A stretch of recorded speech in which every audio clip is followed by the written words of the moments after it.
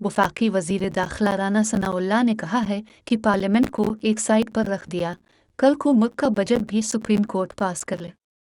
जियो news के programme Ayesha ज़ेब Khanzada के साथ में गुफ्तगू करते हुए राना सनाउल्लाह का कहना था कि अगर इस तरह का इलेक्शन सब जमातों को तस्लीम है तो बिस्मिल्लाह, हम पार्लियामेंट की करारदाद के साथ पूरी तरह खड़े हैं।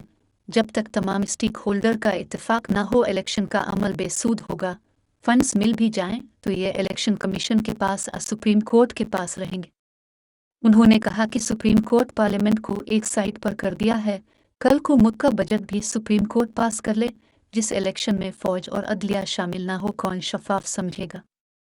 हम गैर आईनी और गैर जमहूरी रवैयों में रुकावट बन रहे हैं। उनका कहना था कि एक चीफ जस्टिस डैम बनाने निकले थे, फिर डैम बन जाना चाहिए था। इलेक्शन में ज़रूरी फरीक सियासी जमात हैं। सबसे पहले तो इलेक्शन पर सियासी जमातों में इत्तेफाक होना चाहिए।